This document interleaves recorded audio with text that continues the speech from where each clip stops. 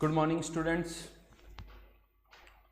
तो आगे कंटिन्यू करते हैं लास्ट क्लास के अंदर जहां पर हम थे उससे आगे। करमजीत सर,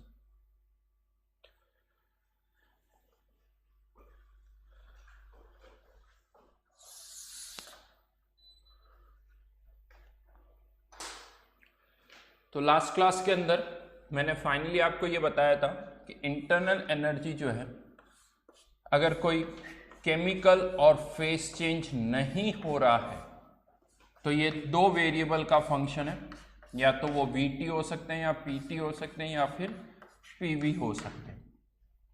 आप प्रेशर को वॉल्यूम की टर्म्स में, वॉल्यूम को टेम्परेचर की टर्म्स में पुट कर सकते हो। तो अगर कोई केमिकल और फेस चेंज नहीं हो रहा है तो इंटरनल एनर्जी जो है वो दो वेरिएबल का फंक्शन होगी। इसको आप ऐसे भी समझ सकते हो कि अगर आपने इन दोनों वेरिएबल को भी कांस्टेंट कर दिया तो फिर इंटरनल एनर्जी में कोई चेंज नहीं होगा। और देखा जाए तो आपने अगर प्रेशर, अगर हमने इन सबको वॉल्यूम और टेम्परेचर को भी कांस्टेंट कर दिया, मोल्स को भी कांस्टेंट कर दिया, तो वॉल्यूम और टेम्परेचर को कांस्टेंट कर दिया, मोल्स को कांस्टेंट कर दिया, तो प्रेशर भी automatically PV equals to NRT से कांस्टेंट हो जाएगा, मतलब कोई चेंज हो ही नहीं रहा होगा। तो ये भी हम यहाँ पर कह सकते हैं। फिर लास्ट क्लास के अंदर मैंने आपको इसको डिफ्रेंशिएट किया था और इस तरह से इसको लिखा था, delta U by delta T at constant volume into dt plus delta you delta we at constant temperature into TV. Partial differentiation, ये दो वेरिएबल का फंक्शन है, इसको हमने डिफरेंशिएट कर दिया। ये क्या है? Differentiation is basically what? du क्या है? Change in internal energy. Internal energy में चेंज को ये रिप्रेजेंट कर रहा है, किसके कारण? Due to change in temperature and change in volume. Temperature और वॉल्यूम में चेंज के कारण इंटरनल एनर्जी में कितना चेंज होगा वो हम यहाँ से फाइंड आउट कर सकते हैं। हाँ, ये कह सकते हो ये स्मॉल चेंज के कारण है। अगर लार्ज चेंज कर रहे हो तो आपको इसको क्या करना पड़ेगा? इंटीग्रेट करना पड़ेगा। जैसा मैंने लास्ट क्लास में एग्जाम्पल लिया था वही है, दो वेरिएबल का फंक्शन है। जैसे हमने लास्ट क्लास में एक लिया था एक्स स्क्वायर इंटू वाई, इसको थोड़ा सा चाहिए और चेंज कर देता हूँ, x square into y square लिख देता हूँ। तो यहाँ पर हमने लिखा था d f equals to del f upon del x, y को कांस्टेंट रखा, into d x plus delta f upon delta y, x को कांस्टेंट रखा, इंटू डी वाई। अगर आप इसको सॉल्व भी करोगे तो यहाँ पर हमें y को कांस्टेंट रखते हुए सॉल्व करना है, तो 2x y square into d x, यहाँ पर हमें x को कांस्टेंट रखना है, तो 2y x square into d y. ये दो वेरिएबल के एक्सप्रेशन को हमने क्या किया है? डिफरेंशिएट किया है। लेकिन अभी हमें इसे फर्दर सिंप्लीफाई और करना है। और हम इसे कैसे सिंप्लीफाई कर सकते हैं? अब अगर मुझे change in internal energy find out करना है तो इसको मुझे T1 से T2 और इसको V1 से V2 तक इंटीग्रेट करना होगा। हाँ, उसके लिए आपको ये वैल्यूज पता होनी चाहिए कि इनकी वैल्यू क्या है। अब इनमें से आपको एक वैल्यू पता है, कौन सी? ये वाली वैल्यू पता है। कैसे पता है वो मैं आपको बता रहा हूं। तो इसके लिए हम first law of thermodynamics use करेंगे। तो अभी मैंने फर्स्ट लॉ ऑफ थर्मोडायनेमिक्स आपको नहीं बताया है, लेकिन फिजिक्स में आप पढ़ चुके हो first law of thermodynamics, something like that du equals to q plus minus w। वो साइन कन्वेंशन के अकॉर्डिंग कुछ इस तरह से होता है। ये फर्स्ट लॉ ऑफ थर्मोडायनेमिक्स है। एट कांस्टेंट वॉल्यूम अगर हम बात करें तो ये du इक्वल्स टू क्या हो जाएगा? q, क्योंकि वर्क डन क्या हो जाएगा? जीरो। वर्क डन जो है वो जीरो हो जाएगा, तो du equals to q at constant volume. Now last class के अंदर मैंने आपको मोलर हीट कैपेसिटी का एक्सप्रेशन लिखवाया था, C equals to q by d t. और यहाँ पर वॉल्यूम अगर कांस्टेंट है तो Q की जगह हम क्या लिख सकते हैं? du। तो कांस्टेंट वॉल्यूम पर, सिंस वॉल्यूम कांस्टेंट है तो यहाँ पर मैंने CV लिख दिया, इसको मैं यहीं पर लिख देता हूँ। वॉल्यूम कांस्टेंट है तो CV, और अब मैं इस Q की जगह क्या लिख सकता हूँ? du by dt। और ये सब कांस्टेंट वॉल्यूम पर है तो यहाँ पर सबस्क्रिप्ट में हमने लिख दिया कांस्टेंट वॉल्यूम। यहाँ पर d लिखो या डेल लिखो, उससे कोई डिफरेंस नहीं आता है। डेल लिख रहे हो तो उससे ये सबको समझ में आता है कि हमने वॉल्यूम को कांस्टेंट रखा हुआ है, तो वो डी भी लिख सकते हैं, डेल भी लिख सकते हैं। तो यहां पर हम देखें तो ये delta you by delta T at constant volume, ये इसको हम क्या लिख सकते हैं, C we D T plus delta you by delta we at constant temperature into D V. ये एक सिंप्लीफाइड फॉर्म हमारे पास आ गई। अभी भी पूरी सिंप्लीफाई नहीं हुई है, अभी हमें इसे और सिंप्लीफाई करना है, बट फिर भी एक सिंप्लीफाइड फॉर्म है जिसके थ्रू हम change in internal energy find out कर सकते हैं। अगर टेम्परेचर और वॉल्यूम में हम कुछ चेंज कर रहे हैं तो इसके थ्रू हम इंटरनल एनर्जी में चेंज फाइंड आउट कर सकते हैं। लेकिन फिर से वापस से रिपीट कर रहा हूं, ये इक्वेशन तभी यूज करोगे जब कोई केमिकल और फेस चेंज नहीं हो रहा हो। केमिकल और फेस चेंज नहीं होना चाहिए तो क्वेश्चन ये आता फिर क्या हो रहा होगा, या तो टेम्परेचर या प्रेशर या वॉल्यूम, इनमें कोई ना कोई चेंज हो रहा होगा, जैसे आइसोथर्मल, आइसोकोरिक, एडियाबेटिक, इस तरह के प्रोसेस में आप इसको यूज कर सकते हो। सेकंड पॉइंट ये आता है कि कौन से सब्सटेंस के लिए, कौन से सब्सटेंस के लिए, तो मैंने सब्सटेंस को भी 3 कैटेगरी में डिवाइड किया था, ideal gas, real gas, solid और लिक्विड। तो इस डेरिवेशन को अगर आप देखोगे तो इसमें हमने सब्सटेंस की कोई कंडीशन पुट नहीं की है, मतलब वो आइडियल हो या रियल हो या सॉलिड लिक्विड हो, सबके लिए यूज किया जा सकता है। तो फॉर एनी सब्सटेंस आप इसको यूज कर सकते हो। लेकिन अभी भी अगर हमें इसको यूज करना तो हमें इसे और सिंप्लीफाई करना होगा, क्योंकि हमें इसकी वैल्यू अभी भी नहीं पता है। तो इसको और कैसे सिंप्लीफाई करेंगे वो मैं आपको बता रहा हूं, लेकिन उसके लिए ये जो पार्शियल डिफरेंशिएशन है इसे थोड़ा और समझना पड़ेगा। पार्शियल डिफरेंशिएशन को और क्या समझना पड़ेगा, उसके लिए फिर से मैं इस एग्जांपल पर आ रहा हूं, पहले इसको थोड़ा और समझते हैं। एक्चुअली ये क्या बता रहा है पार्शियल डिफरेंशिएशन, या डीएफ की वैल्यू आपको क्या बता रही है कि ये चेंज इन एफ है due to change in x और चेंज इन वाई। अब यहां बहुतों को क्या कंफ्यूजन होता है कि एक तरफ तो मैं बोल रहा हूं due to change in x and change in y, लेकिन यहां पर हम देख रहे हैं कि हमने y को कांस्टेंट रखा हुआ है और यहां पर हम बोल रहे हैं कि x को कांस्टेंट रखा हुआ है। तो क्या हो रहा है, एक ही सेंटेंस के अंदर x और y कांस्टेंट ये वर्ड्स भी आ रहे हैं, सेंटेंसेस भी आ रहे हैं, और उसके साथ में ये भी आ रहा है कि x और y दोनों चेंज भी हो रहे हैं। तो ये क्या है, तो मैं आपको बता दूं पार्शियल डिफरेंशिएशन का मतलब क्या है कि आप यस यहां पर राइट नाउ हम x और y में चेंज कर रहे हैं, लेकिन ये जो वैल्यू है जो हम यहां पुट करेंगे, जो मैंने यहां पुट की है, ये वैल्यू जो हम यहां पुट कर रहे हैं उसमें हमने y को क्या रखा हुआ है, कांस्टेंट। अदरवाइज ओवरऑल y भी चेंज हो रहा है, और इस वैल्यू को अगर हमें फाइंड आउट करना है तो हमने x को क्या रखा हुआ है, कांस्टेंट। तो इस पर्टिकुलर लोकलाइज्ड पार्ट में, इस पर्टिकुलर पार्ट में x कांस्टेंट होगा, इसको अगर हमें फाइंड आउट करना है तो y को कांस्टेंट रखना होगा, लेकिन ओवरऑल जो हम चेंज निकाल रहे हैं उसमें x भी चेंज हो, ओवरऑल f में जो चेंज निकाल रहे हैं उसमें x और y दोनों ही चेंज हो रहे हैं। हाँ, अब अगर आप ये कह सकते हो कि अगर हम सर x को चेंज ना करें, तो अगर आप x को चेंज नहीं करो, केवल y को चेंज कर रहे हो, कोई प्रॉब्लम नहीं है। आप यहां पर अगर x में कोई चेंज नहीं करो तो ये dx क्या हो जाएगा, 0, तो ये वाली टर्म क्या हो जाएगी, 0 हो जाएगी। अगर आप y में कोई चेंज नहीं कर रहे हो तो कह सकते हो ये वाली टर्म 0 हो जाएगी पूरी। लेकिन बहुतों के माइंड में क्या आता है, जैसे मैं आपको यू पुट करूं कि x में अगर कोई चेंज नहीं हो रहा है तो ऐसा लगता है कि हाँ ये dx 0 है, तो बहुतों को ये लगता है ये भी 0, ये dx या डेल्टा x नहीं, ये वैल्यू 0 होगी, ये 0 नहीं होगी। क्यों? बेसिकली ये जो टर्म है वो डिफाइन ही ऐसे हो रही है, ये क्या है, change in f with respect to change in x at constant y। आप चाहे ये जो टर्म है ये डिफाइन ही हमने इसी तरह से की है कि जब x में चेंज हो रहा है तो f में कितना चेंज होगा, कीपिंग y कांस्टेंट। ये टर्म हमने एक डिफाइन करके रख दी जिसकी वैल्यू यहां पर ये आ रही है। अब आप कहते हो कि नहीं मैं जो चेंज कर रहा हूं उसमें x चेंज नहीं हो रहा है, तो आप इस टर्म को नहीं चेंज करोगे। अगर आपका x चेंज नहीं हो रहा है इसका मतलब ये dx वाली टर्म क्या हो जाएगी, 0 हो जाएगी। ये टर्म तो इसी तरह से डिफाइन हो रही है। इसको एक छोटे से एग्जांपल से मैं कुछ इस तरह से समझा सकता हूं आप लोगों को। लेट्स से आपको एक कार का एवरेज फाइंड आउट करना है।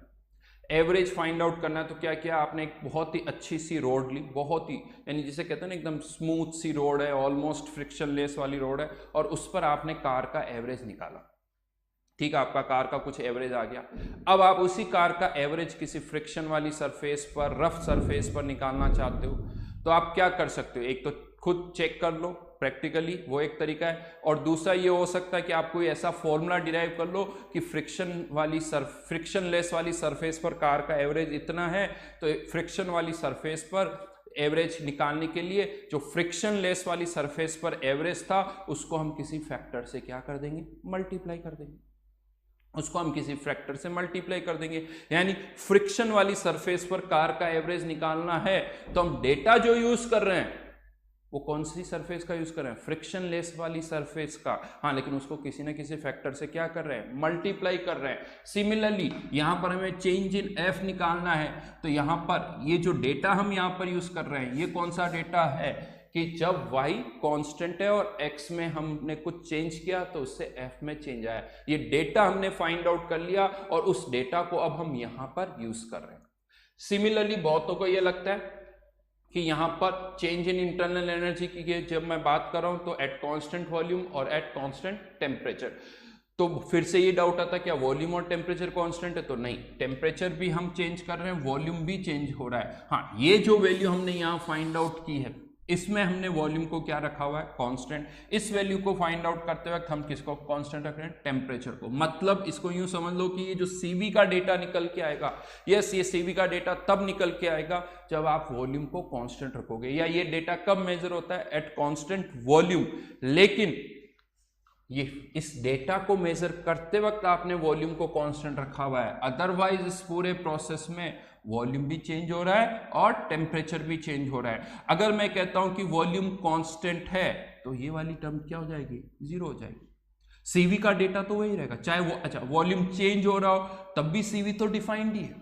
हाइड्रोजन के लिए सीवी आपने डिफाइन कर लिया, ऑक्सीजन के लिए सीवी की वैल्यू डिफाइन कर ली कि ये कांस्टेंट वॉल्यूम का डेटा है। अब उस डेटा को आप कहीं पर भी यूज कर सकते हो, वो आपकी रिक्वायरमेंट है। जैसे फ्रिक्शनलेस वाली सरफेस का एवरेज निकाल लिया, वो डेटा आप फ्रिक्शन वाली सरफेस पर भी यूज कर सकते हो, ठीक है, उसे किसी फैक्टर से आपको मल्टीप्लाई या ऐड या जो भी करना होगा। तो यहां पर ये ध्यान रखना, लोकलाइज्ड इसमें ये वॉल्यूम कांस्टेंट है, इस पार्ट में टेम्परेचर कांस्टेंट है, अदरवाइज ओवरऑल टेम्परेचर भी चेंज हो रहा है, ओवरऑल वॉल्यूम भी चेंज हो रहा है। ये सीवी का डेटा मेजर जो हुआ है वो कांस्टेंट वॉल्यूम पर है, लेकिन राइट नाउ ये जो हम इंटरनल एनर्जी में चेंज निकाल रहे हैं उसमें ना तो वॉल्यूम कांस्टेंट है ना टेम्परेचर कांस्टेंट है। हाँ, जैसे मैं कहूंगा वॉल्यूम कांस्टेंट, डीवी की टर्म जीरो हो जाएगी, टेम्परेचर कांस्टेंट, dt की टर्म जीरो हो जाएगी। लेकिन अगर मैं कहूंगा वॉल्यूम कांस्टेंट है तो यहां पर ये वाली टर्म जीरो नहीं होगी, क्योंकि ये तो हम डिफाइन ही इसी तरह से कर रहे हैं। अगर मैं कहता हूं टेम्परेचर कांस्टेंट है तब भी सीवी की वैल्यू तो डिफाइन होगी,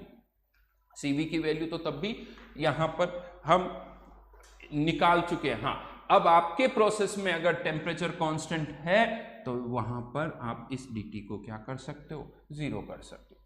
खैर, आगे बढ़ते हैं हम इसको। होपफुली मेरी बात आपको समझ में आई होगी, थोड़ा सोचना है इस बात पर। अब हम आगे इसको और सिंप्लीफाई करें तो simplified form of above equation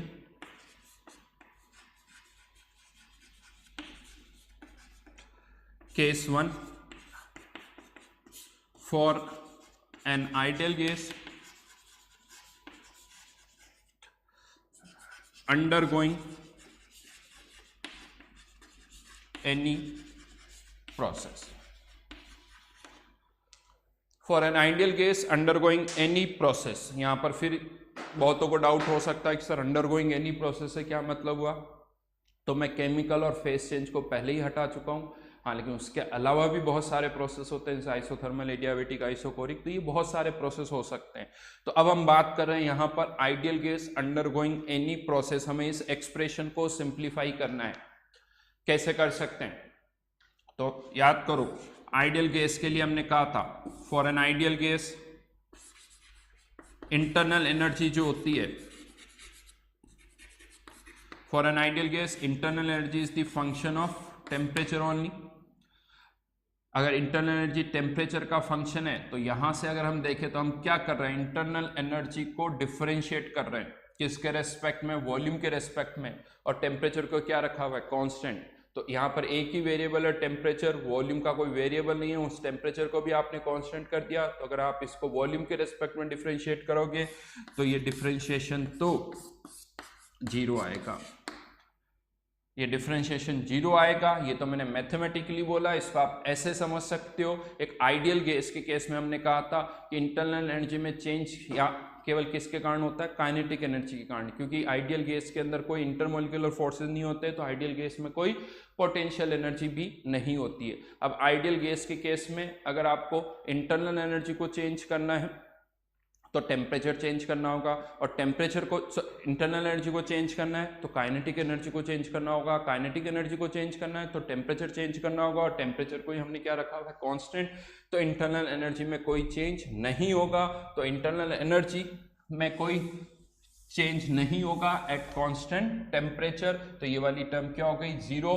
तो d u equals to c we D t for n moles, n moles के लिए d u equals to n c we D t. फिर से मैं रिपीट कर रहा हूं, कोई कंडीशन हमने केवल क्या कहा है, फॉर एन आइडियल गैस। जैसे ही मैंने ये बोला आइडियल गैस, ये वाली टर्म क्या हो गई, जीरो। क्यों ये जीरो हो गई, बिकॉज ये पर्टिकुलर टर्म जो है वो जीरो है। क्यों जीरो है, क्योंकि ये इंटरनल एनर्जी आइडियल गैस के लिए केवल किसका फंक्शन होती है, टेम्परेचर का। तो वॉल्यूम के रेस्पेक्ट में डिफरेंशिएट करोगे तो ये डिफरेंशिएशन जो है वो जीरो आएगा। कंफ्यूजन कहाँ होता है वो मैं बता दूं, कंफ्यूजन क्या होता है वो मैं आपको बता रहा हूं। बहुतों को लगता है कि d u equals to n c we D t, क्या ये फॉर्मूला हम तभी यूज करेंगे जब वॉल्यूम कांस्टेंट हो। क्या ये फॉर्मूला हम तभी यूज करेंगे जब वॉल्यूम कांस्टेंट हो। आंसर लिख सकते हो आप, d u equals to n c we D t, क्या ये फॉर्मूला हम तभी यूज करेंगे जब वॉल्यूम कांस्टेंट हो।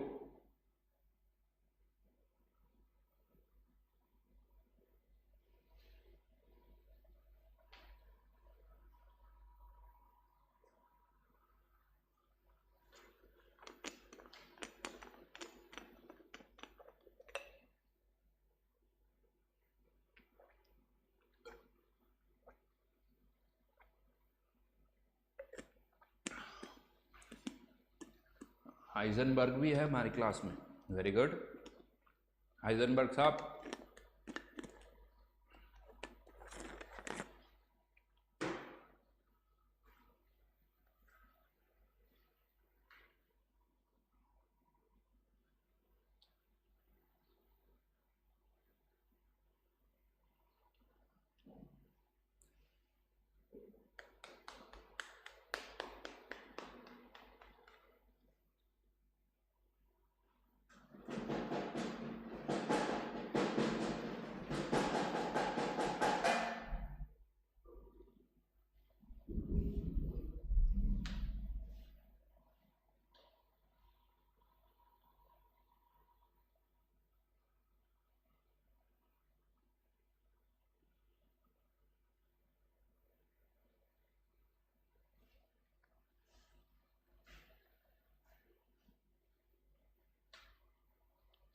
चलिए, यस, ये फॉर्मूला हम चाहे वॉल्यूम कांस्टेंट हो या ना हो हमेशा यूज कर सकते हैं।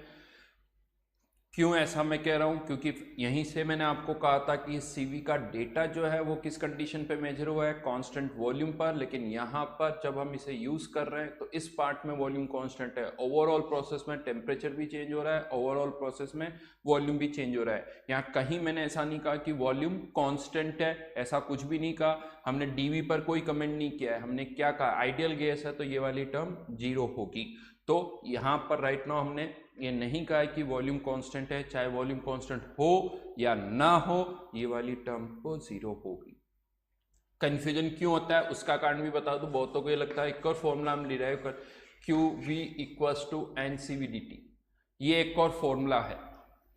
यहां पर यस, ये फॉर्मूला आप तभी यूज कर पाओगे जब वॉल्यूम कांस्टेंट है, क्योंकि इसका डेरिवेशन ही वैसे है, ये डिफरेंशियल इक्वेशन से डिराइव नहीं हुआ है, ये डिफरेंशियल इक्वेशन से नहीं डिराइव हुआ है। ये फॉर्मूला तभी यूज होगा जब वॉल्यूम कांस्टेंट है, इसका डेरिवेशन अलग है। केवल यहां से देखोगे तो कभी समझ में नहीं आएगा, बहुतों को लगता है सर ये भी तो एनसीवीडीटी ये भी एनसीवीडीटी, लेकिन दोनों में बहुत डिफरेंस है। डेरिवेशन से जाओगे तभी समझ में आएगा। तो ये डिफरेंशियल इक्वेशन के थ्रू ही आपको इसको समझना होगा कि क्यों हम ऐसा कर रहे हैं, राइट। इसी के अंदर कंफ्यूजन और बढ़ जाता है। कंफ्यूजन और कैसे बढ़ जाता है वो मैं आपको बता रहा हूं। तो केस 2 for real gas अब हम एक रियल गैस की बात कर रहे हैं। अब बात आती है रियल गैस की, तो क्या रियल गैस के लिए भी delta U by delta we at constant temperature, delta U by delta we at constant temperature को क्या हम जीरो बोल सकते हैं? तो आंसर इज नो। एक रियल गैस के लिए आप इसे जीरो नहीं कह सकते हो। क्यों? इसको मैं दो तरह से समझा देता हूं। एक तो ये अब इंटरनल एनर्जी केवल टेम्परेचर का फंक्शन है, ऐसा नहीं है। ये टेम्परेचर का फंक्शन नहीं है, टेम्परेचर के अलावा वॉल्यूम और इसका भी फंक्शन है, तो ये जीरो नहीं होगा, पहला पार्ट। दूसरा, एक रियल गैस के लिए इंटरनल एनर्जी काइनेटिक एनर्जी भी होती है और पोटेंशियल एनर्जी भी होती है। काइनेटिक और पोटेंशियल दोनों पार्ट होते हैं। अगर आपने टेम्परेचर कांस्टेंट रखा हुआ है तो काइनेटिक एनर्जी में तो डेफिनेटली कोई चेंज नहीं होगा, लेकिन पोटेंशियल एनर्जी तो चेंज हो सकती है। अगर वॉल्यूम बढ़ेगा तो फोर्सेस चेंज होंगे, इंटरमोलिकुलर फोर्सेस, और इंटरमोलिकुलर फोर्सेस चेंज होंगे तो पोटेंशियल एनर्जी भी चेंज होगी, बढ़ेगी या पोटेंशियल एनर्जी कम होगी। तो यहाँ पर आप कह सकते हो कि टेम्परेचर कांस्टेंट है तो काइनेटिक एनर्जी कांस्टेंट है, लेकिन वॉल्यूम के चेंज होने पर पोटेंशियल एनर्जी में चेंज होगा, और पोटेंशियल एनर्जी के कारण इंटरनल एनर्जी में चेंज होगा। इंटरनल एनर्जी चेंज हो सकती है, तो अब की बार ये चेंज जीरो नहीं होगा। लेकिन अब मैं यहाँ पर एक कंडीशन डाल रहा हूँ, for real gas at constant volume process, यानी ऐसा हम प्रोसेस कर रहे हैं जिसमें वॉल्यूम क्या है? कांस्टेंट। तो जैसे ही मैंने कहा कि वॉल्यूम कांस्टेंट है, तो हमने एक तरह से कह दिया dV क्या हो गया? जीरो। तो du equals to direct n moles के लिए लिख रहा हूं मैं NCV dt। लेकिन इस बार ये जो फॉर्मूला हमारे पास आया है, इस बार जो ये फॉर्मूला हमारे पास आया du equals to NCV dt, ये तब आया है जब वॉल्यूम जो है कांस्टेंट है। वॉल्यूम कांस्टेंट है, ये वाली टर्म हमने जीरो की है, ये वाली टर्म जीरो नहीं हुई है। हमने माना कि वॉल्यूम कांस्टेंट है तो ये वाली टर्म जीरो हो गई, जिसके कारण ये पूरी टर्म जीरो हो गई। तो अब यही formula du equals to NCV dt एक रियल गैस के लिए आप तभी यूज कर पाओगे जब वॉल्यूम कांस्टेंट है। यानी यहां पर मेजर कंफ्यूजन होता है कि सेम फॉर्मूला यहां पर भी है, यहां पर भी है, लेकिन यहां पर हम कह रहे हैं कि चाहे वॉल्यूम कांस्टेंट हो या ना हो यूज कर सकते हो। यहां पर हम कह रहे हैं कि तभी यूज कर पाओगे जब वॉल्यूम कांस्टेंट है। ये सब तब समझ में आएगा जब आप यहां से सोचना स्टार्ट करोगे, डेरिवेशन की स्टेप्स देखोगे, तभी समझ में आएगा, अदरवाइज समझ में नहीं आएगा। तो इसका और कोई तरीका नहीं है, इसको पूरा चेक करना है तो आपको समझना है तो आपको इसी प्रोसेस के थ्रू जाना पड़ेगा। यही प्रॉब्लम होती है जब हम शीट सॉल्व कर रहे होते हैं, तो आगे चल के बहुतों को यही कंफ्यूजन आता है। एक क्वेश्चन आता है रियल गैस के लिए, जब वो फॉर्मूला लगाते हैं du equals to NCV dt, तो मैं कह देता हूँ कि नहीं, du equals to NCV dt आप यूज नहीं कर सकते हो। क्यों नहीं यूज कर सकते हो? क्योंकि मैंने कह देता हूँ वॉल्यूम कांस्टेंट नहीं है।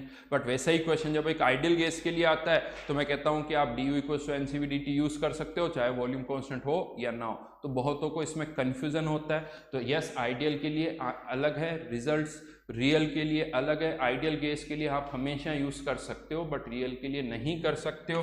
Then case 3,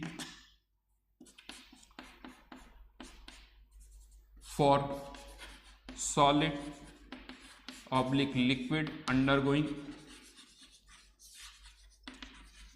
any process.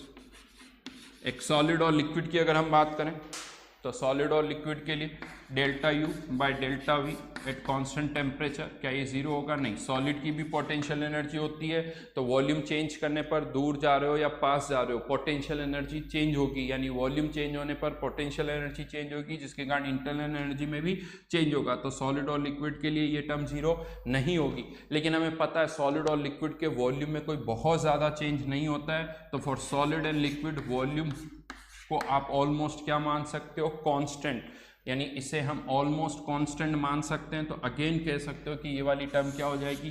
Zero. तो du equals to NCV dt, और जैसा मैं पहले भी बता चुका हूँ सॉलिड और लिक्विड के लिए Cp Cv सब बराबर होते हैं, तो इसे आप NCdt भी लिख सकते हो। तो फाइनली देखा जाए तो तीनों केसेस में फाइनल रिजल्ट वही आया है, बट तीनों के लॉजिक अलग अलग हैं। तीनों में लॉजिक बिल्कुल अलग अलग है। फाइनल रिजल्ट के बजाय याद यहाँ पर सीक्वेंस से करोगे तभी याद हो पाएगा। फिर से मैं बताता हूँ याद कैसे करना है इसको, वो भी मैं आपको बता रहा हूँ। इसको याद करने का तरीका क्या है वो मैं आपको बता रहा हूँ। स्टार्टिंग यहाँ से होगी, नंबरिंग करनी होगी आपको। पहला सेंटेंस जो आपको बोलना होगा, फर्स्ट पॉइंट जो बोलना होगा, for a substance not undergoing any chemical and phase change, ये पहला सेंटेंस होगा। du equals to CVDT plus delta you by delta we at constant temperature into dV, ये आपका पहला सेंटेंस होगा। फिर दूसरा सेंटेंस ये होगा, case 1 for an ideal gas undergoing any process. इसमें केवल इतना नहीं बोलोगे case 1 for an ideal gas, यहाँ पर आपका सेंटेंस नहीं रुकना चाहिए। आपका sentence for an ideal gas undergoing any process, undergoing any process word को आपको एम्फेसाइज करना होगा। और साथ में ये भी याद रखना होगा कि हाँ, हम केमिकल और फेस चेंज की बात नहीं कर रहे हैं। तो for an ideal gas undergoing any process, इस सेकेंड पॉइंट में बोल रहा हूँ, delta you by delta we at constant temperature is 0, therefore du equals to NCV dt। ये आपको पता होना चाहिए कि ये टर्म हमने क्यों 0 बोली है, बिकॉज इंटरनल एनर्जी जो है वो केवल किसका फंक्शन है, टेम्परेचर का, for an ideal gas. Third point वापस से इसी को हाईलाइट करते हुए, du equals to NCV dt for an ideal gas whether volume is constant और नॉट। फिर से इसी को हाईलाइट करते हैं, वेदर वॉल्यूम इज कांस्टेंट और नॉट, ये वापस से बोलोगे कि fourth point, for real gas undergoing constant volume process, for real gas undergoing constant volume process du equals to NCV dt, du equals to NCV dt। Fifth point, for solid and liquid undergoing any process, v को almost 0 मान सकते हैं, तो du equals to NCV dt। तो ये 5 point है, जैसे मैंने बोले हैं एग्जैक्टली आपको उसी तरह से याद रखना है। इनको रजिस्टर बंद करो, इन पॉइंट्स को लिखो, या इन पॉइंट्स को 1 नहीं 2 नहीं 10-10 बार रिवाइज करो, रिकॉल करो। अभी क्लास खत्म होने के थोड़ी देर बाद करना, फिर इवनिंग में करना। ये बहुत इंपॉर्टेंट पॉइंट है जिनको आपको समझना होगा। दो मुश्किल कह सकते हो, थोड़ा तरीका अलग है, लेकिन बार बार अगर आप इसको करोगे तो ऑटोमेटिकली ये चीज़ें याद हो जाएगी। इस चैप्टर के लिए ये लैंग्वेज, ये डेरिवेशन जो है अगेन बहुत ज़रूरी है। मैं आपको बता दूं, थर्मोडायनेमिक्स बहुतों को इसीलिए नहीं समझ में आता है कि यहाँ पर यहीं से कन्फ्यूजन स्टार्ट हो जाता है, क्योंकि अगर इस पार्ट को समझना है तो ये डिफरेंशियल इक्वेशन के थ्रू ही समझ पाओगे। और बहुतों को लगता है कि यार ये तो बहुत कॉम्प्लिकेटेड सा है, क्या करें, लेकिन अगर हमें समझना है तो यही एक तरीका है जिसके थ्रू हम इसको समझ सकते हैं। तो फाइनली हमारे पास एक सब्सटेंस की इंटरनल एनर्जी में चेंज के फॉर्मूले आ गए। इंटरनल एनर्जी में जो चेंज हो रहा है वो हम यहाँ से निकाल सकते हैं, लेकिन फिर से कहूँगा ये फॉर्मूले तभी लगाओगे जब कोई केमिकल और फेस चेंज नहीं हो रहा हो। पुष्पेंद्र पनवार, यही मैं समझा रहा हूँ इतनी देर से, CV है तो वॉल्यूम कांस्टेंट होगा ना। CV में वॉल्यूम कांस्टेंट है, जो CV आप फाइंड आउट कर रहे हो उसमें वॉल्यूम कांस्टेंट है, बट जब हम इस CV को यहाँ यूज कर रहे हैं तो यहाँ पर वॉल्यूम कांस्टेंट है, ऐसा नहीं है। यही मैं आपको इतनी देर से समझाने की कोशिश कर रहा हूँ, जो डाउट आपने मुझसे यहाँ पर पूछा है। यही मैंने कहा था कि पार्शियल डिफरेंशिएशन करते वक्त x और y को आप कांस्टेंट रख रहे हो, अदरवाइज जो ओवरऑल चेंज आप निकाली किसके थ्रू रहे हो, x और y में चेंज के थ्रू। किस में चेंज निकाल रहे हैं, f में चेंज निकाल रहे हैं, तो ओवरऑल ना तो x कांस्टेंट है, ओवरऑल ना y कांस्टेंट है। ठीक है, तो ये फॉर्मूले हमारे पास आ गए, इनको यूज कैसे करेंगे वो अब हम आगे देखेंगे। बट फाइनली अब हम इस पोजीशन में हैं, हमने सारी डेफिनेशंस लिख ली, तो अब हम इस पोजीशन में हैं कि हम फर्स्ट लॉ ऑफ थर्मोडायनेमिक्स को इंट्रोड्यूस कर सकते हैं। तो अब मैं यहां पर फर्स्ट लॉ ऑफ थर्मोडायनेमिक्स को इंट्रोड्यूस करने जा रहा हूं। तो first law of thermodynamics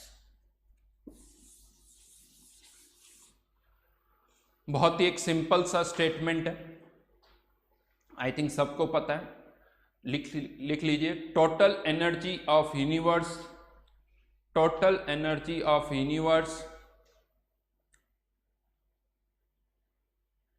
remain constant.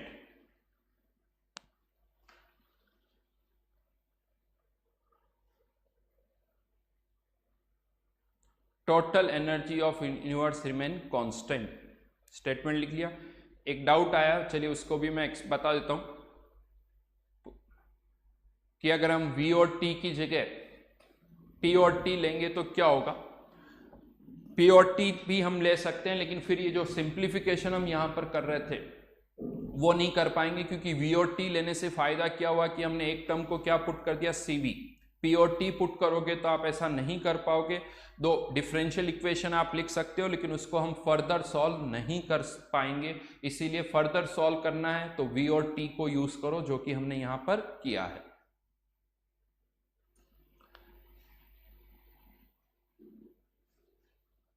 गगन पाराशर का एक स्टेटमेंट है, केस 2 में हमने du बाई dt को नॉन जीरो क्यों लिया है। रियल गैस के केस में इंटरनल एनर्जी काइनेटिक भी होती है और पोटेंशियल भी होती है। इंटरनल एनर्जी काइनेटिक और पोटेंशियल दोनों ही होती है, तो वॉल्यूम चेंज होने पर पोटेंशियल एनर्जी चेंज हो जाएगी, जिसके कारण इंटरनल एनर्जी भी चेंज हो जाएगी। चलिए अब मैं वापस इस पार्ट पर आता हूँ। First law of thermodynamics, total energy of universe remain constant. इसको अलग अलग तरह से कोई पुट कर सकता है। एनर्जी को डिस्ट्रॉय नहीं किया जा सकता, ना क्रिएट किया जा सकता है, बस एक फॉर्म से दूसरी फॉर्म में कन्वर्ट कर सकते हैं। मतलब काइनेटिक से पोटेंशियल, पोटेंशियल से काइनेटिक, आप इस तरह से कन्वर्जन कर सकते हो। अब यहाँ पर इसका यूज क्या है, इसका यूज जो है वो मैं बता रहा हूं। लेट्स से हमारे पास एक क्लोज्ड सिस्टम है। क्लोज सिस्टम है मतलब क्या हुआ, सब्सटेंस बाहर अंदर से बाहर नहीं जा सकता, बाहर से अंदर नहीं जा सकता। क्लोज सिस्टम अगर है, अब अगर कोई क्लोज सिस्टम है तो इसके अंदर कोई ना कोई सब्सटेंस होगा जिसकी अपनी कुछ ना कुछ इंटरनल एनर्जी होगी। इसे U इनिशियल से लिख देता हूं। अब सब्सटेंस ना तो बाहर से अंदर आ सकता है, ना अंदर से बाहर आ सकता है, तो इस इंटरनल एनर्जी को मुझे चेंज करना है।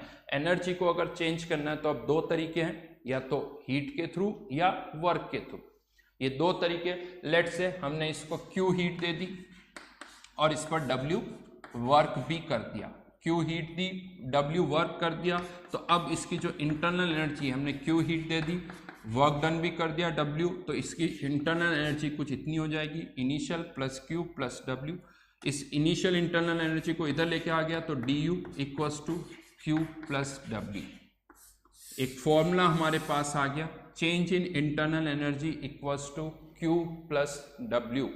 यानी इंटरनल एनर्जी में, बड़ा सिंपल सा, इसको ऐसे भी सोच सकते हो, इंटरनल एनर्जी में चेंज केवल दो ही तरीके से हो सकता है, हीट के कारण और वर्क के कारण। अगर आप कह दो कोई हीट ट्रांसफर नहीं हो रहा है, कोई वर्क डन नहीं हो रहा है, तो Q भी जीरो, W भी जीरो, तो इंटरनल एनर्जी में भी कोई चेंज नहीं होगा।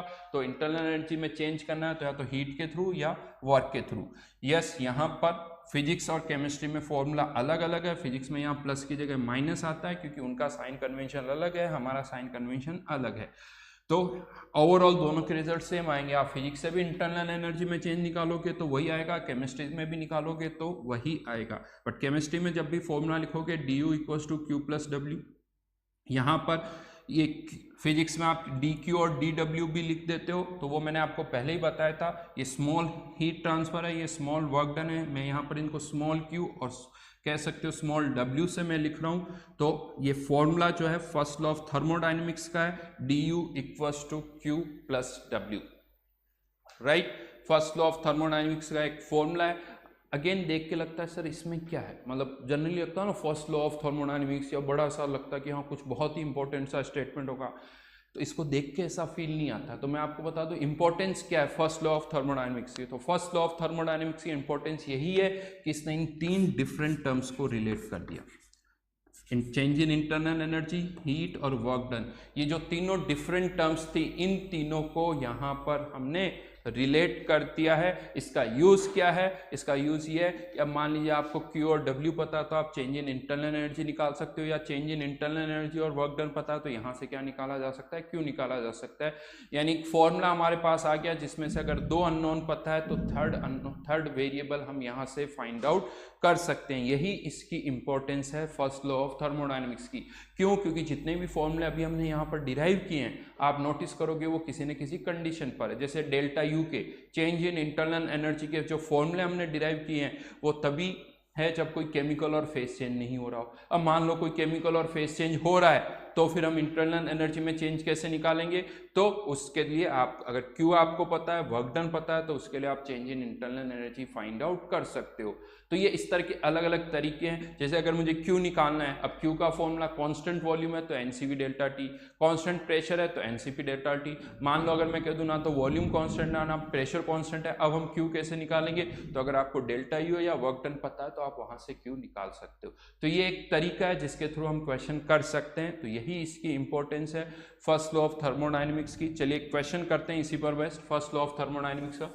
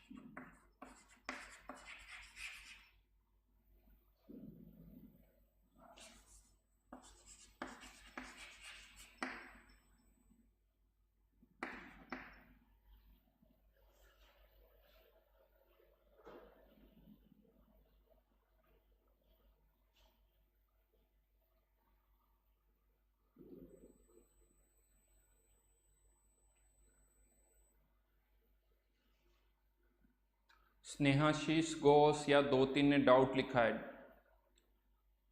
du by d T at constant pressure Cp नहीं होता है।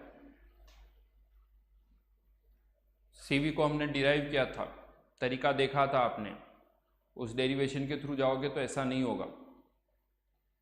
कांस्टेंट वॉल्यूम पर du Q के बराबर होता है, कांस्टेंट प्रेशर पर नहीं होता है।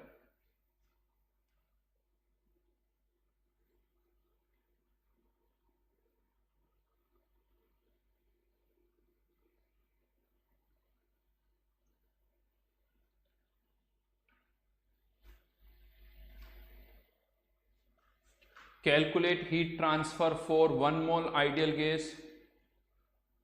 Calculate heat transfer for 1 mole ideal gas undergoing a change from 2 liter 300 Kelvin.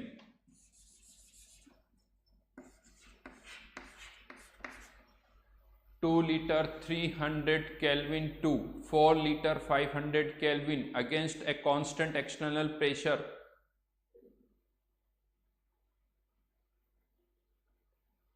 5 bar.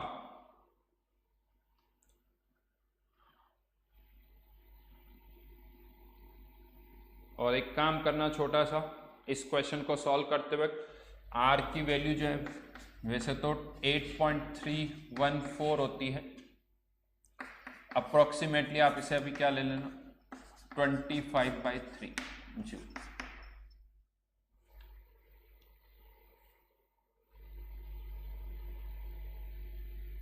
Okay, mono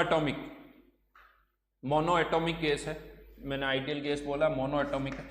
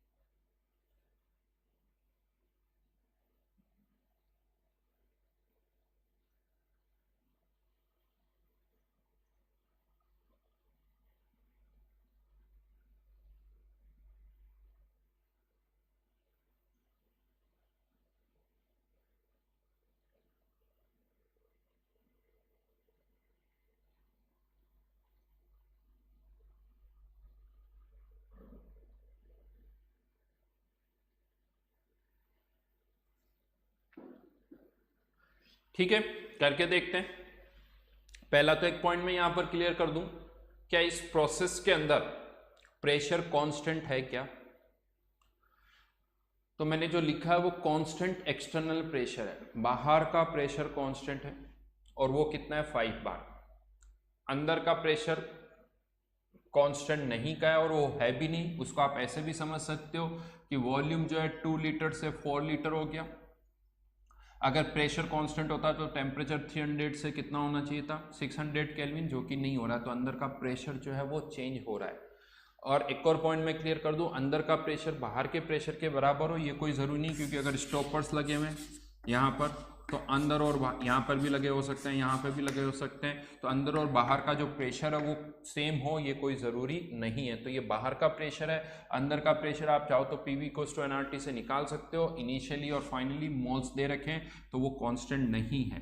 लेकिन अब यहाँ पर अगर हम बात करें तो जो वर्क डन का हमारा फॉर्मूला होता है वो होता है minus p external into D v, और ये कितना है -5। वॉल्यूम में चेंज कितना हो गया 2 लीटर का, तो ये बार इंटू लीटर है, बार इंटू लीटर, तो -10 यानी -1000 जूल। ये तो क्या आ गया हमारा वर्क डन।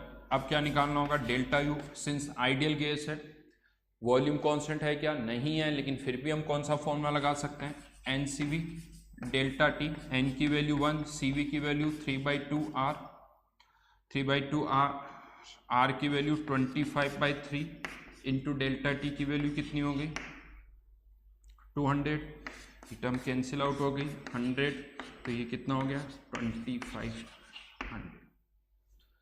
एक किसकी यूनिट में आ गया जूल। वर्क डन पता चल गया आपको डेल्टा यू पता चल गया। अब हमें क्या निकालना है क्यू, तो delta u equals to q plus डब्ल्यू, और यहाँ पर डेल्टा यू की वैल्यू 25,000, क्यू निकालना है वर्क डन -1000, तो क्यू इक्वल्स टू हो जाएगा 3500। एक बहुत ही बेसिक एग्जाम्पल मैंने लिया है, बहुत ही सिंपल सा एग्जाम्पल लिया है जो इस पर्टिकुलर फर्स्ट लॉ को हाईलाइट कर रहा है। तो इस तरह से हम डेल्टा यू क्यू डब्ल्यू में से कोई एक अननोन है तो वो फाइंड आउट कर सकते हैं। ठीक है, तो ये एक छोटा सा एप्लीकेशन था, आगे हम और प्रैक्टिस करेंगे तब आपको और यहाँ से चीज़ें समझ में आ जाएगी, तो वो हम आगे से आगे देखेंगे। फर्दर यहाँ पर अब फर्स्ट लॉ ऑफ थर्मोडायनेमिक्स को हमने इंट्रोड्यूस कर दिया, आगे बढ़ते हैं। तो यहीं पर एक और इम्पोर्टेंट डेफिनेशन अब हम डिस्कस करने जा रहे हैं जो कि है एंथैल्पी, जिसको हम किससे रिप्रेजेंट करते हैं एच से। एंथैल्पी की अब मैं बात कर रहा हूं,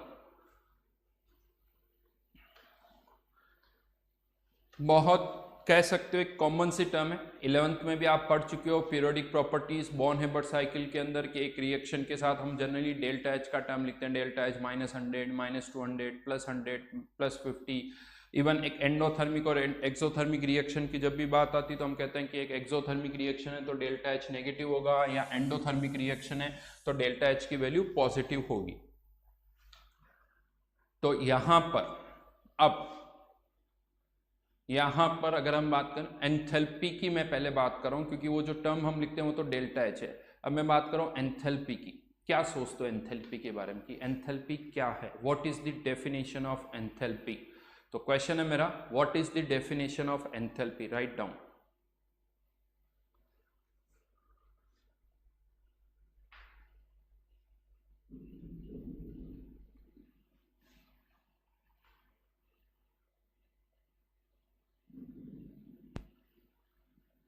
What is the difference what is the definition of enthalpy?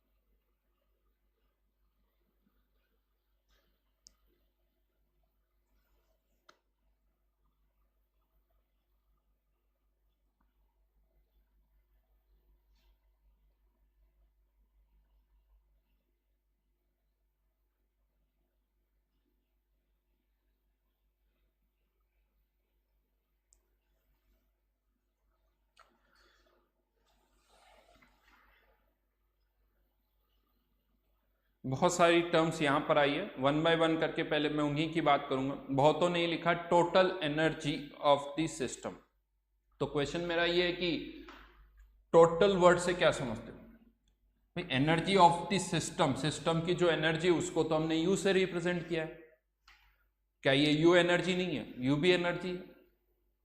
इस जो सिस्टम की एनर्जी है उसको हम यू से रिप्रेजेंट कर रहे हैं, इंटरनल एनर्जी। तो फिर ये एंथैल्पी टर्म क्या है? अगर हम इसको भी एनर्जी बोलेंगे तो इसमें और इसमें क्या डिफरेंस है?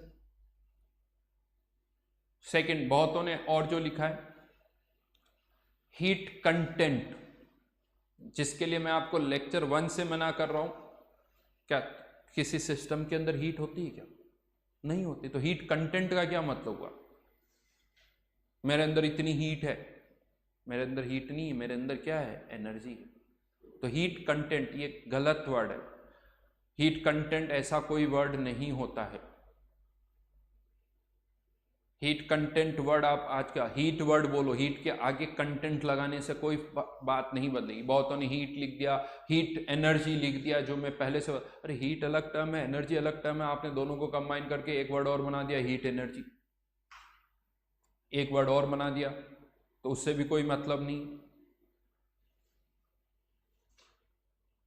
तो ना तो हीट कंटेंट है, ना आप जो बोल रहे हो टोटल एनर्जी, वो तो यू ऑलरेडी है ही। बहुतों ने कुछ और भी लिखा है। यस, कुछ एक दो अब सही मुझे टर्म भी दिख रही है। बहुतों ने सही सही भी लिखा है, ऐसा नहीं है। ऋतिक गंगवार ने भी सही लिखा है कि एंथैल्पी, नाम मुझे नहीं, अखिल शायद में भी, एंथैल्पी इज नथिंग बट। तो यस, पहली चीज मैं आपको बता दूं, एंथैल्पी की कोई डेफिनेशन नहीं होती। यस, कोई डेफिनेशन नहीं है। ये एक टर्म है जो कि हमने ऑन पेपर डिफाइन की है। ऑन पेपर इस टर्म को हमने डिफाइन किया है।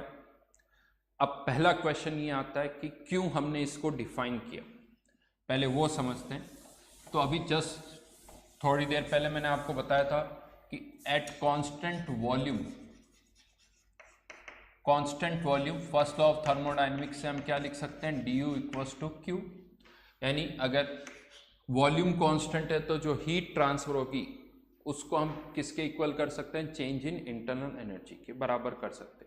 अब होता क्या, मोस्टली जो हम प्रोसेस करते हैं रियल लाइफ में, या तो कांस्टेंट वॉल्यूम पर करते हैं या कांस्टेंट प्रेशर पे करते हैं।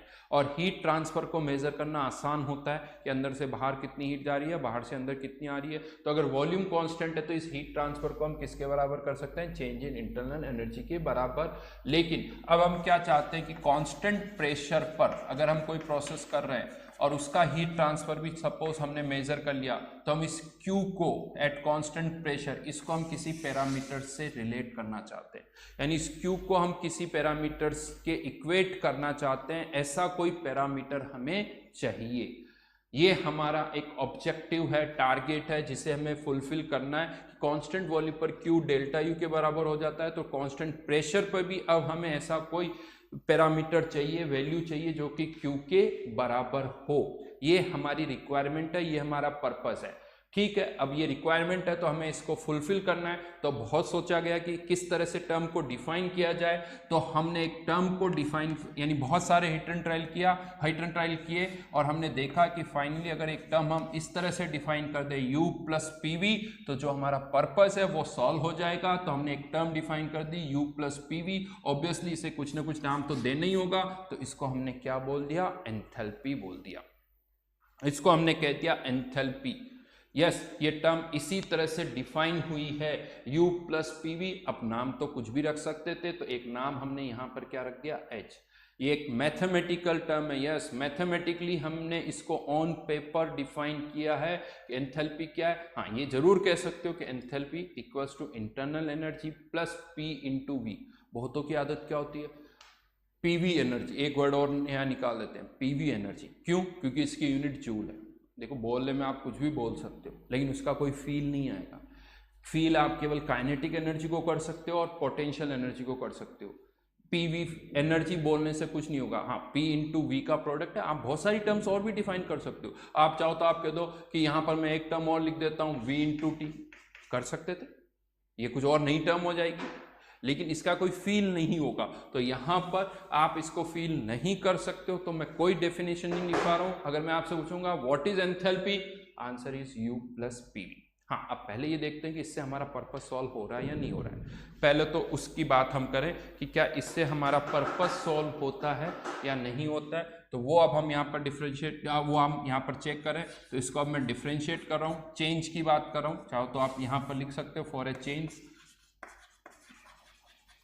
फॉर ए चेंज का मतलब ये नहीं कि फॉर ए चेंज, चलो कुछ और करते हैं। फॉर ए चेंज मतलब कुछ चेंज आप कर रहे हो, तो DH equals to DU plus PdV plus VD।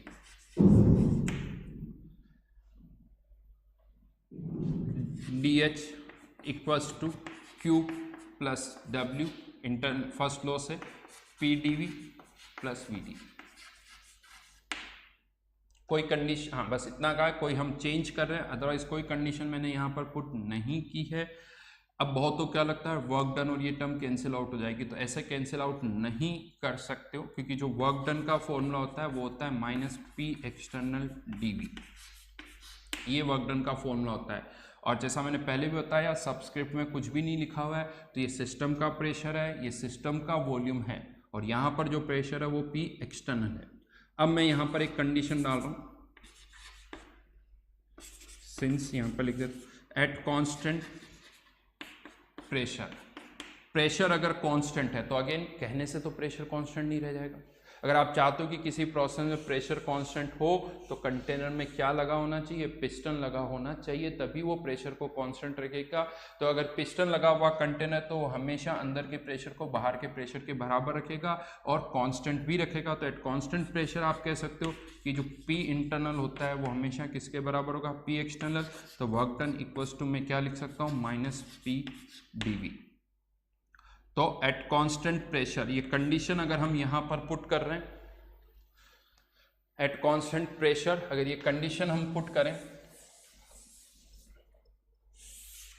तो वर्क डन की जगह क्या लिख सकता हूं, Q minus PdV plus PdV, और कांस्टेंट प्रेशर है तो ये वाली टर्म क्या हो जाएगी, 0। ये दोनों टर्म्स कैंसिल आउट हो जाएगी, तो DH इक्वल्स टू क्या रह जाएगा, Q।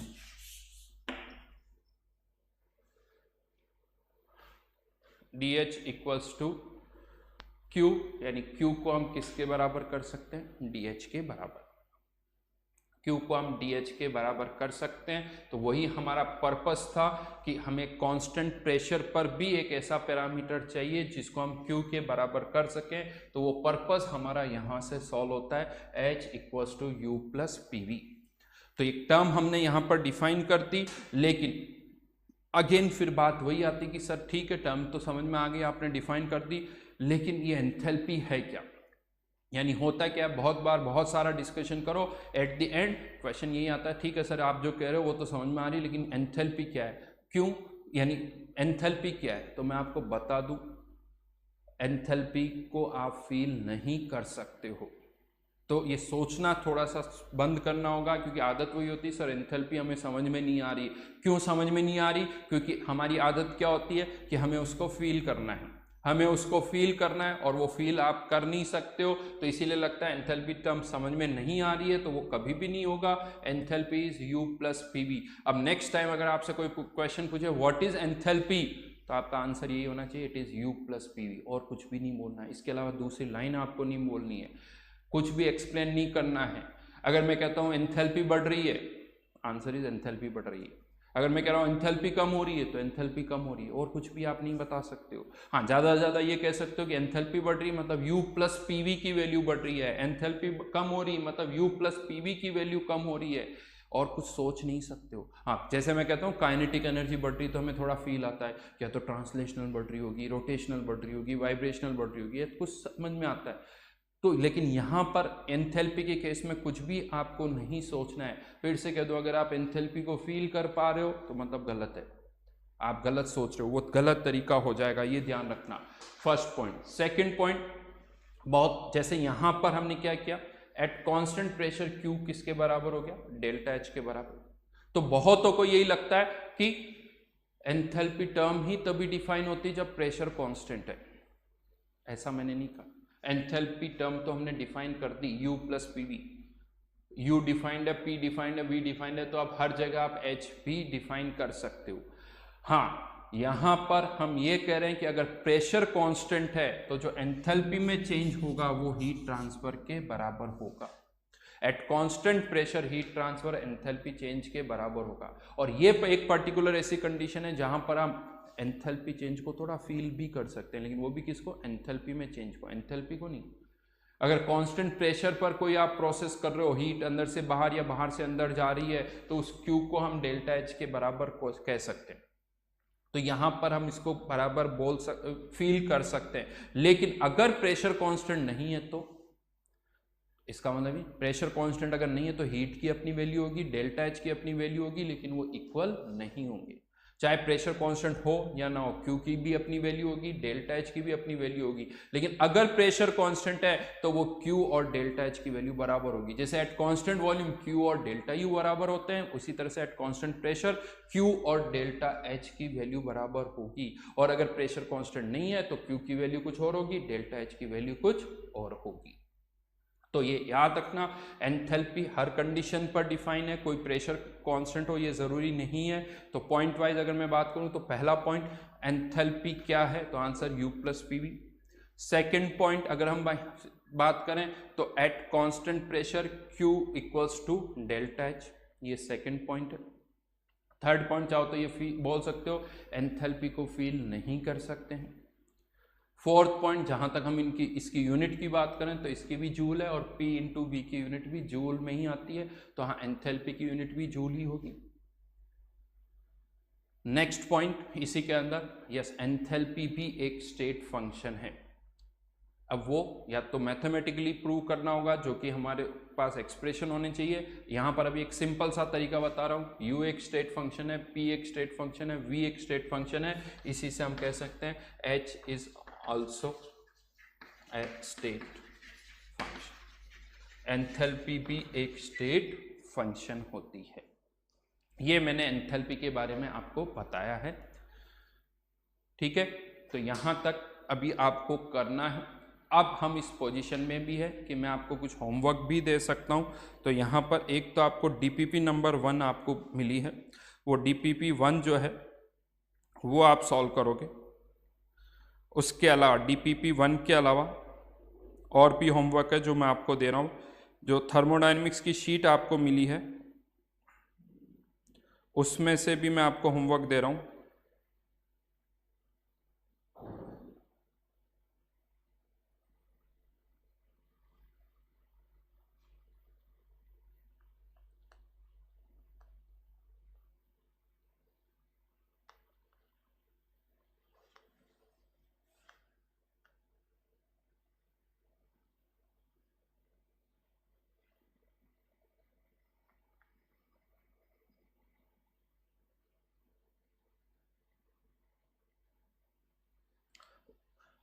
क्वेश्चन नंबर 1 से लेके 14 तक S1 में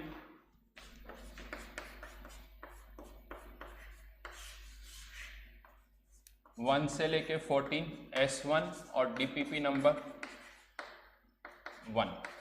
DPP नंबर 1 में ट्रू एंड फॉल्स के कुछ क्वेश्चंस हैं। इन ट्रू एंड फॉल्स के क्वेश्चंस को बहुत केयरफुली आपको करना है, हर एक वर्ड को देखना अच्छी तरह से। एक हिंट मैं दे रहा हूं, उसमें ट्रू एंड फॉल्स के जो क्वेश्चंस है उसमें most of the statements are false. ये एक हिंट आप लोगों के लिए, आपको ये सोचना है कि हाँ वो हमेशा ट्रू होगा या नहीं होगा। आइडियल की बात कर रहे हैं, रियल की बात कर रहे हैं, रिवर्सिबल की बात कर रहे हैं, इरिवर्सिबल की बात कर रहे हैं, केमिकल चेंज की बात कर रहे हैं या फेस चेंज की बात कर रहे हैं, इन सबको आपको सोचना होगा। तो वो बहुत अच्छी DPP है, DPP नंबर 01, उसको बहुत केयरफुली आपको करना है। खासकर ट्रू एंड फॉल्स के जितने भी क्वेश्चन हैं उनको बहुत केयरफुली करोगे, और S1 के क्वेश्चन नंबर 1 से 14 तक आपको करना है, ठीक है। तो इनको आप सॉल्व करोगे। इनमें से कुछ क्वेश्चंस जो मुझे लगेंगे अच्छे हैं उनको मैं नेक्स्ट टाइम क्लास में भी यहाँ पर डिस्कस करूँगा। आप इनके आंसर्स जो है, शीट के आंसर तो ऑलरेडी आपके पास है, बाकी DPP के आंसर जो है मैं इवनिंग तक यानी आज आप कर लीजिए। इवनिंग 8 PM पर मैं इसके आंसर भी अपलोड कर दूंगा, जो ग्रुप्स बने हुए हैं उस पर डाल दूंगा, तो आप अपने आंसर चेक कर सकते हो और उसमें डाउट्स, उन ग्रुप्स पर आप डाउट्स भी पूछ सकते हो। उनमें से मुझे जो लगेगा कि हाँ इन पॉइंट्स, इन क्वेश्चंस में ज़्यादा डाउट्स है, उन क्वेश्चंस को मैं नेक्स्ट क्लास में यहाँ पर आपको एक्सप्लेन करूँगा जिनमें मुझे लग रहा है कि आपको ज़्यादा डाउट्स है। Okay, thank you.